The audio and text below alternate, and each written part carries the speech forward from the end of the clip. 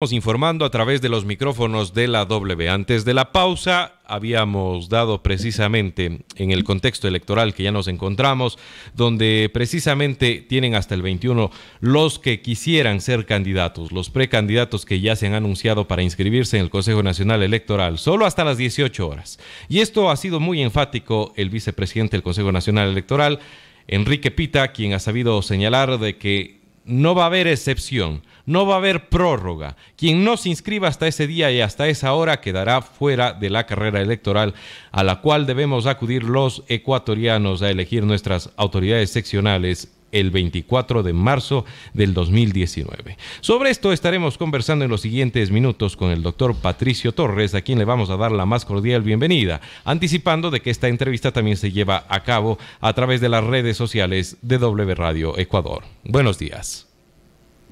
Doctor Patricio, buenos días. Buenos días y muchísimas gracias a usted. Doctor, en el contexto de lo que van a ser las elecciones del 2019, se ve en primer lugar, y hay que tener en consideración el anuncio que el día de ayer el ministro de Economía y Finanzas, Richard Martínez, hizo. Y sobre esto usted nos dará su punto de vista, el impacto que tendrán en las elecciones del 2019, cuando se anunciara que se incrementará en no menos de 37 centavos el combustible extra o ecopaís, dependiendo donde usted consuma esta gasolina. ¿Esto tendrá repercusión en las elecciones del 2019? Muchas gracias, digo nuevamente y reitero un saludo a la ciudadanía, todos quienes nos escuchan. Es evidente, va a tener, yo creo que en los actuales momentos mismo tiene sus consecuencias. Si usted mira el movimiento oficialista, diríamos en este caso Alianza País, está bastante desestructurado, mejor dicho, viene enfrentando una profunda crisis, diríamos, interna, lo cual le ha permitido incluso acuerdos y alianzas con determinados partidos o movimientos políticos, pues que estaban señalados, pues hoy en los actuales momentos, pues no lo están. En el caso concreto, por ejemplo, la candidatura para la alcaldía y la prefectura en la provincia del Guayas, en la provincia de la Azuay, realmente es un movimiento que no dice absolutamente nada.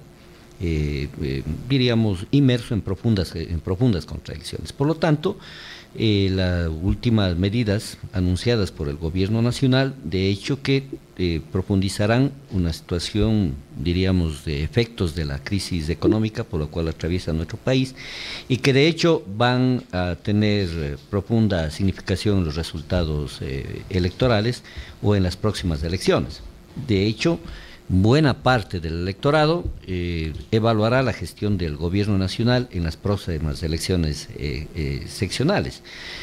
Téngase presente también que importantes actores, diríamos en este caso del propio Alianza País, yo creo que producto, diríamos, de una tendencia en la cual el gobierno viene perdiendo, pues, diríamos, adhesión, es el hecho que, por ejemplo, el gobernador de la provincia de la Azuay no se ha presentado para estas próximas elecciones. ¿Cree que la repercusión precisamente de, en su momento, ser coideario, porque él no ha sido adherente de Alianza País como tal, ser coideario le ha pasado factura y esa es la razón principal que motiva que no se presente a estas candidaturas, a estas elecciones? Por supuesto. Yo creo que el gobernador de la provincia... Bueno, él señala que no ha sido adherente, pero efectivamente él ha sido parte del gobierno anterior. O al menos coideario. Claro, coideario. Tanto es así que ha dicho que él también ha contribuido con recursos económicos para el financiamiento de Alianza País. No, pero de hecho yo creo que mirando con perspectivas, muchos de los candidatos del gobierno tienen como preocupación el desgaste que viene sufriendo el mismo. Tomemos en consideración medidas económicas. Yo creo que eso el gobernador lo sabía antes, porque de hecho se discuten en los gobiernos cuando se adoptan estas medidas de carácter económico y las que vienen en lo futuro.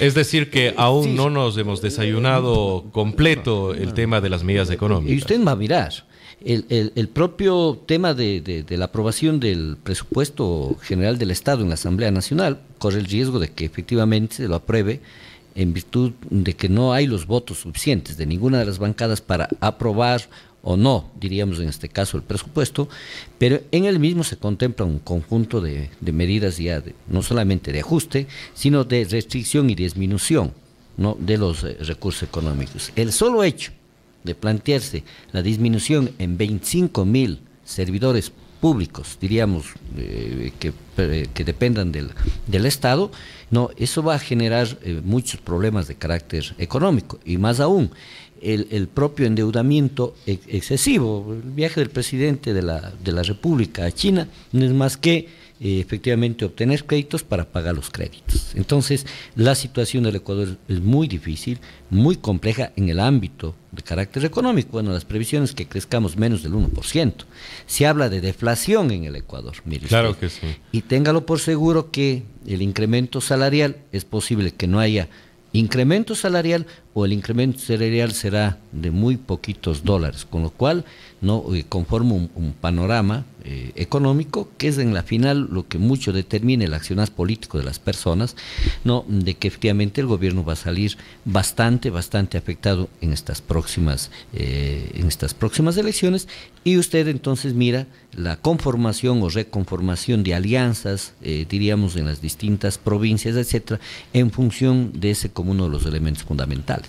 Doctor Patricio Torres nos acompaña en esta hora de la mañana a través de la frecuencia de la W en la hora clave. Doctor, ¿usted cree que estamos asistiendo a los funerales de uno de los movimientos que en su momento encabezó más poderío, más adhesión a nivel país? Yo no diría tanto eso, pero es evidente que Alianza País hoy viene enfrentando una de sus crisis. Habrá que ver el devenir, sobre todo en relación con el futuro, diríamos, del correísmo como corriente política, ¿no? De hecho, usted mira, diríamos, el ala, diríamos, de Rafael Correa, ¿no? La participación electoral que van a tener es mínima, y la deslegitimización sobre sus propuestas y sobre sus acciones es tan alta que, bueno, tenemos desde expresidente de la República, ¿no es cierto?, que efectivamente está siendo procesado, ¿no?, por la justicia aquí en nuestro país, un vicepresidente en la cárcel, varios ministros de Estado, varios altos funcionarios, y nuevamente van a ir saliendo, diríamos, denuncias con respecto al tema de la corrupción. Hablamos de un vicepresidente, pero en realidad, si bien el uno se encuentra en la Tacunga, un ex vicepresidente, se dice también que ya la segunda ex vicepresidente está camino allá. Ya se ha solicitado autorización a la Asamblea Nacional para que se pueda llevar a cabo la audiencia de formulación de cargos. Y pues, si es que se lo sigue y de acuerdo a cómo se lo haga, es evidente, diríamos, la ex vicepresidenta está inmerso en delito de concusión, que es clarísima la norma jurídica, y efectivamente, de hecho, eso expresa el devenir político en los próximos años, yo diría, aquí en nuestro país. Tengamos en consideración, mire usted, que si bien la acción político hoy está determinado sobre la crisis, diríamos, en la institucionalidad, diríamos, en las altas esferas gubernamentales, también va muy de cerca con una crisis económica, que es lo que afecta en general a todos quienes somos los ciudadanos comunes y corrientes, porque es evidente que eso vemos que no hay recursos económicos, no hay liquidez en la economía, hay falta de inversión en los distintos ámbitos de la economía. Diría, hay un híbrido gubernamental. Por un lado, el sector económico deja que maneje gente vinculada al empresariado, y no al empresariado, pongámoslo así, al gran empresariado, y ya sabemos nosotros que el gran empresariado ecuatoriano no es precisamente el que piensa, digamos, de un proyecto nacional, sino fundamentalmente para beneficiarse coyunturalmente de la situación económica, y por otro lado algunos vestigios, diríamos, de personas que tengan una visión social, por ejemplo, en el ámbito de la educación, en el ámbito del desarrollo social.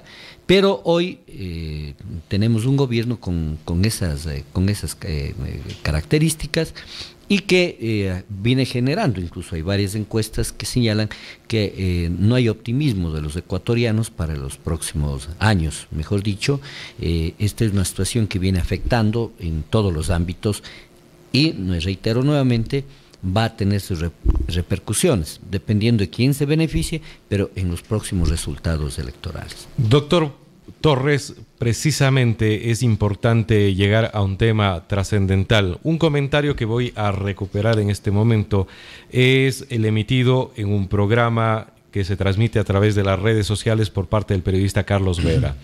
Él recuerda y recapitula los momentos vividos de allá en el 2016 cuando conocimos a Rafael Correa. Por esos momentos los ecuatorianos nos quejábamos de que la política era sucia, que la política, o mejor dicho, manifestábamos a viva voz una decepción clara y franca con la política, que todos los políticos son iguales, etcétera, etcétera, etcétera. De esa queja, de ese malestar, nace una persona que llega al poder y se queda en este poder 10 años. 10 años que el resultado aún a ciencia cierta no se conoce, se sigue todos los días conociendo un detalle más sobre lo que habrían sido los excesos por parte de una administración con superpoderes. En este mismo contexto nos encontramos nuevamente 10 años después y la ciudadanía repite las mismas frases. Estamos cansados de la política, todos los políticos son lo mismo. En este contexto, vale la pena repetir de nuevo el término, aparecen actores políticos como Jefferson Pérez en Cuenca, para hacerlo un poco más local, más allegable precisamente las homologaciones. Aparecen Pedro Palacios, Jaime Astudillo, por no referirnos a las personas que ya de alguna manera son conocidos como el actual alcalde, el actual prefecto, entre otros. ¿Usted ve que podemos estar ante un posible engendro de lo que sucedió allá en el 2016? Bueno, posiblemente pueda surgir una opción, pero yo creo que hay algunos hechos que son importantes de mencionarlos en los actuales. Recuerdo que cuando ganó la presidencia de la República, yo estaba en funciones como vocal del Tribunal Supremo Electoral. Y digo, por experiencia propia, un poco para ilustrar de lo que significaba, es evidente que Rafael Correa se mostraba como el antipolítico. Y quiero recordar a los ciudadanos cuencanos que aquí también ha ocurrido esos fenómenos. Yo recuerdo una elección entre Fernando Cordero y Javier Muñoz. Fernando Cordero decía, aquí enfrentamos el técnico al político. Y vaya que Fernando Cordero se quedó como político profesional. Pero no, le digo, entonces, en el ámbito de la política, mire usted cómo en esa época Rafael Correa, por ejemplo, cuestionaba y lo que él denominaba la partidocracia. Recuerdo que en la Asamblea Nacional eran los que designaban los vocales del Tribunal Supremo Electoral de entre los partidos y fuerzas políticas más votadas. Yo fui electo porque era militante del Movimiento Popular Democrático, una de las fuerzas más votadas, y fue miembro del Tribunal Supremo Electoral. Ahí lo integrábamos 7 integrantes de distintos partidos políticos, y uno de los cuestionamientos de Correa y su campaña fue efectivamente que había que despartidizar los órganos de control. Así ocurrió en la Asamblea Constituyente, pero se dio un paso. Y ellos aprendieron, digo, porque así actuaban. Y entonces, en vez de que vayan varios partidos de esos órganos, ¿no?, de representados, no, luego se representaba por un solo partido. Entonces Alianza País cooptó todo el Consejo Nacional Electoral, luego todo el Tribunal Contencioso Electoral, ahora estamos viendo todas las denuncias, controlaba la Corte Constitucional, controlaba y controla la Corte Nacional de Justicia, las distintas entidades, diríamos, de control, no hasta antes, diríamos así, en forma general, de la consulta popular, y luego, diríamos, ha sufrido determinadas consecuencias. Entonces, la antipolítica como argumento, no, político es uno de los temas ya recurrentes. Y entonces usted mira cómo políticos señalan, no se debe politizar, dicen, el tema. Esas son las grandes frases y las mentiras de la acción política. Es una falacia absoluta. Pero por supuesto, hoy yo escucho por ejemplo, que yo soy el outsider, que yo no he hecho política, cuando efectivamente son políticos de hace muchos años. Jefferson Pérez ha hecho política pero por supuesto, antes durante muchos años. Este proceso. Pero claro, difundiendo toda una concepción ideológica basada en el individualismo, por ejemplo. Promotor ahí de digamos, y campañas masivas, diríamos así, en favor de la banca. Claro, ¿no? en su momento Entonces, de Banco de claro, Pichincha y más tarde dio el apoyo a Guillermo Lasso. Transmite ideas, por supuesto, pues entonces. Y entonces, claro, en un momento oportuno, entonces surgen con esas opiniones. Mire que este tema de la antipolítica ha sido puesto en vigencia en varias elecciones. Entonces tenemos, por ejemplo, en Brasil, ¿no? El actual presidente de Brasil, ¿no? Ganó las elecciones con un discurso antipolítico.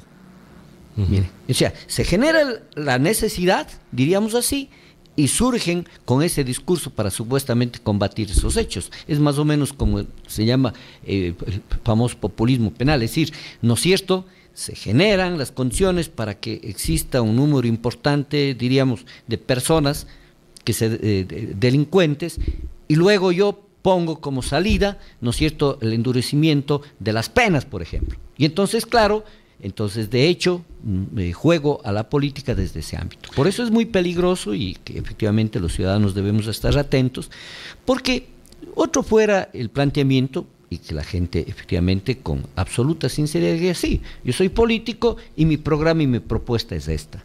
No sobre la base, no voten contra los políticos y yo haciendo actividad política. Tiene absoluta razón y con absoluta claridad ha sabido explicar su posición, doctor Torres. Nos escriben a través de las redes sociales y vamos a hacer llegar la pregunta, la consulta a su persona de manera textual y nos dicen: buenos días, el doctor Torres, al ser parte de Unidad Popular, ¿qué opina de la alianza del alcalde? Entendemos que se refiere a Marcelo Cabrera y creo, ¿seguirán apoyando al señor alcalde? Un buen día. Bueno, primero una aclaración y muchas gracias. No soy parte de Unidad Popular.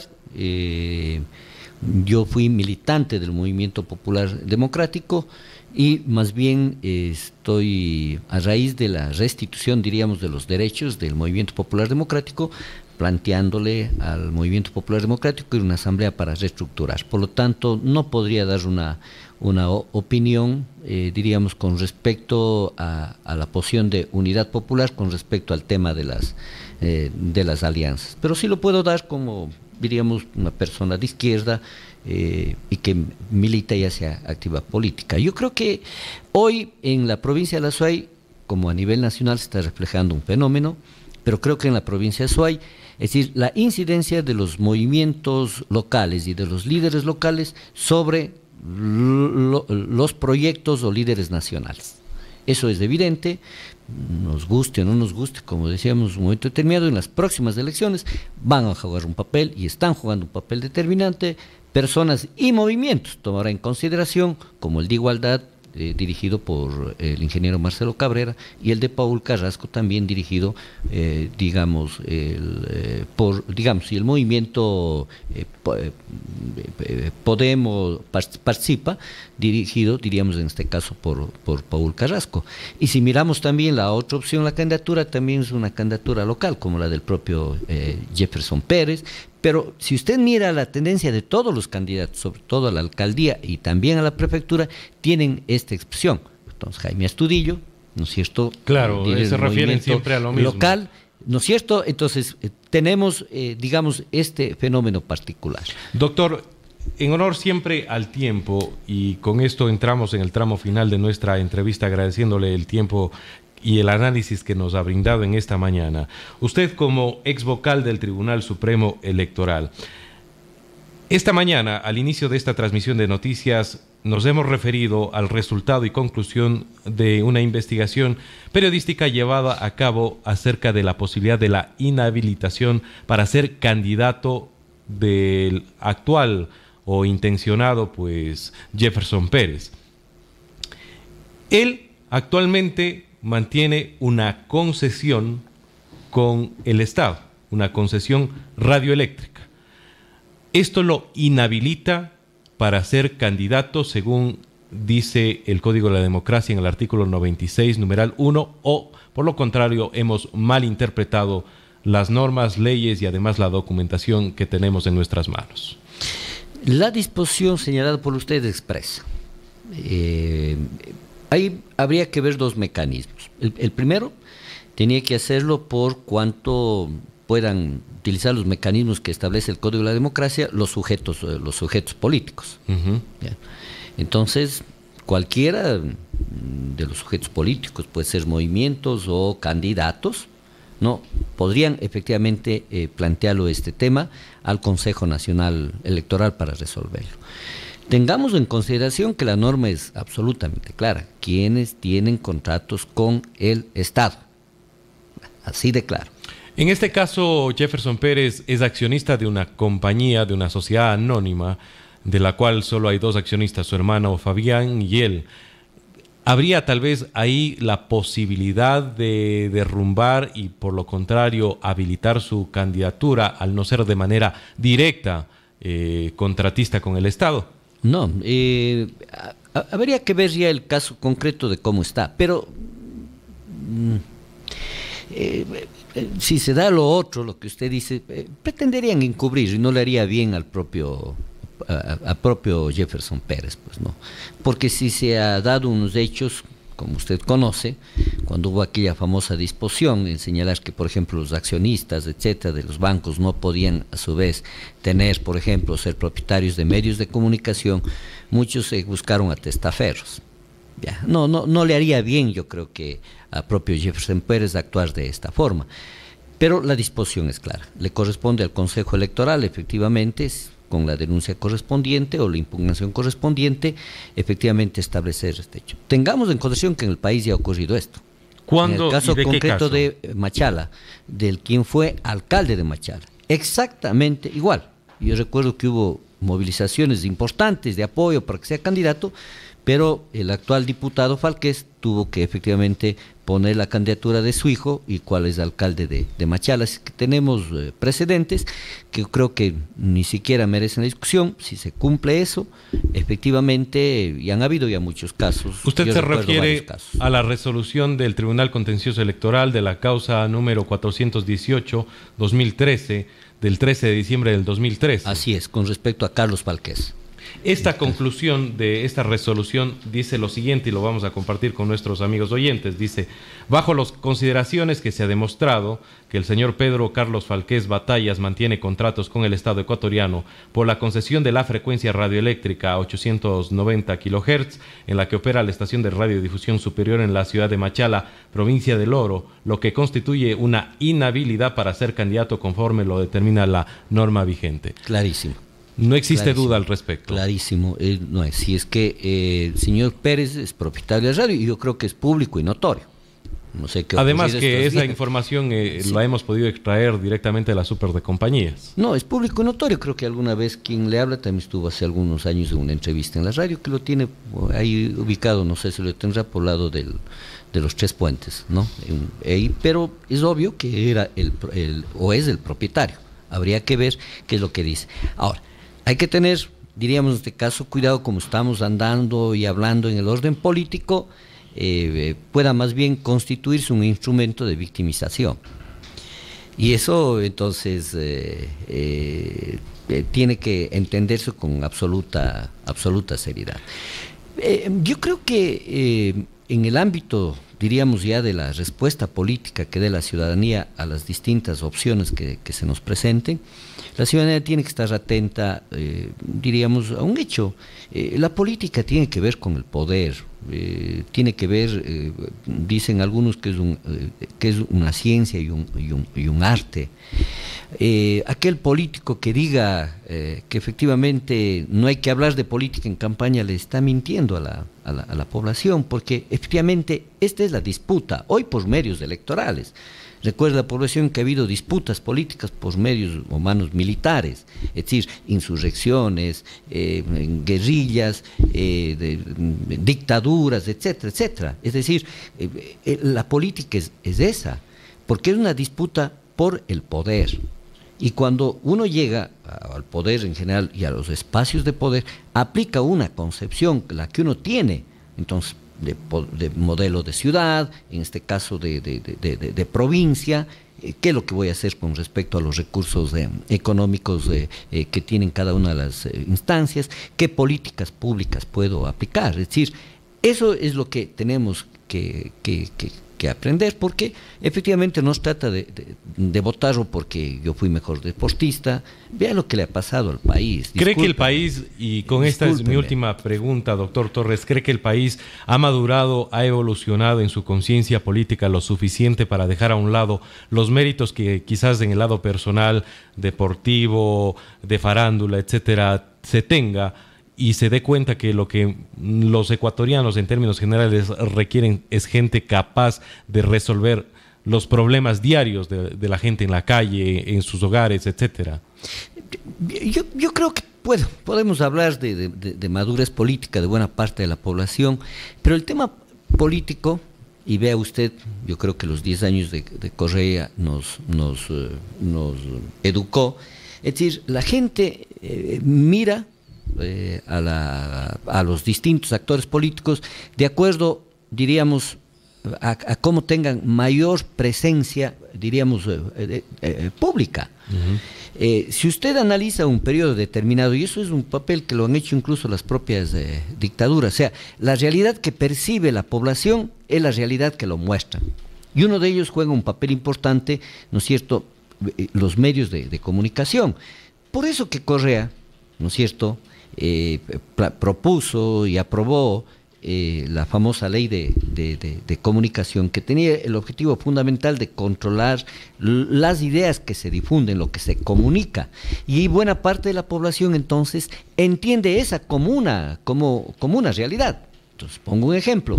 A usted durante muchos años y a los ecuatorianos nos mostraban como que el país casi era similar, diríamos, a sociedades como de Europa, etcétera, etcétera. Y nos presentaron el desarrollo de obras de infraestructura, nos presentaron que teníamos, nos decían, las mejores carreteras del mundo. Primero, cualquiera dice, oye, mejor. Ya nos sentimos en Suiza por un momento. Claro, nos presentaron como que aquí, por ejemplo, no había ningún acto de corrupción, porque efectivamente no daban a conocer todos los elementos y acciones de corrupción que se han presentado. Nos mostraban a la economía del país, mire usted, como una economía, ¿no es cierto?, que supuestamente era el ejemplo, el proyecto económico de Correa era el ejemplo. Es decir, todo eso nos mostraban. Y mucha gente se convencía. Porque esa era la realidad que nos mostraban. Pero ya, diríamos, la realidad es necia, y hoy entonces es evidente que en el ámbito político va a incidir mucho eso. Yo creo que en Cuenca y en la provincia de la SOAI hay un electorado que puede efectivamente, y creo que en los próximos días se va a ir evidenciando. Una cosa es ser conocido. Yo creo que un análisis que hacía alguien, es decir, un político, ¿qué nivel de conocimiento tiene en la población? Si le conoce el 3 o el 4 o el 5%, tiene muy pocas posibilidades de ganar. Pues alguien no va a votar por alguien que no conoce, primero. Segundo, hay políticos que pueden ser muy conocidos pero están desprestigiados. Y hay otros personajes que también pueden ser muy conocidos en distintos ámbitos, pero ya con una contienda electoral la gente también medita de que lo que está eligiendo es un alcalde, no el mejor deportista, ni el mejor músico, ni diga usted el mejor amigo, ni nada por el estilo. Lo que se elige efectivamente es quien vaya a administrar y quien le dé una orientación, ¿no es cierto?, a la ciudad, porque caso contrario, el equivocarse en eso va a tener muchas consecuencias. Cuenca y la provincia de la SOAI, en términos relativos, a excepción de algunas zonas que diríamos son un poco una vergüenza para la provincia, pero los niveles de atención en virtud de las necesidades son bastante altos. Cuenca tiene una cobertura de servicios bastante altos. Ahí sí podríamos ir similares a los de Europa, pero hay áreas que son extremadamente marginadas. Por lo tanto, entonces hay que partir, creo que en estas elecciones, los propios candidatos, con hacer un diagnóstico serio, para no irnos, digamos, a puntos contrapuestos. Yo he escuchado a gente que por poco Cuenca ya está, diríamos, una crisis, tiene las calles sucias, las casas en pésimas condiciones. Ir a los extremos genera problemas que a la larga nos pasan ¿No es factura cierto? cuando escogemos candidatos. Y, por ejemplo, y el otro también, decir que ya no hay ninguno de los problemas aquí en Cuenca. Aquí vivimos, y Cuenca, y yo creo que merece, diríamos, una cualificación, ir de la actual situación a mejorar las condiciones de vida sobre todo de los cuencanos, y eso tiene que ver mucho con políticas municipales. Doctor Torres, muchísimas gracias por la Gracias a oportunidad usted. de conversar con usted. Amigos oyentes, aquí cerramos el espacio de entrevistas. En breve regresamos. Usted escucha La Hora Clave en este espacio del noticiero. Tu voz es la W a través de la línea convencional 288-2178 y de la línea celular 099-514-1114. La entrevista ya se encuentra disponible en breve para que la reprise en cualquier momento a través de nuestro canal de YouTube W Radio Ecuador.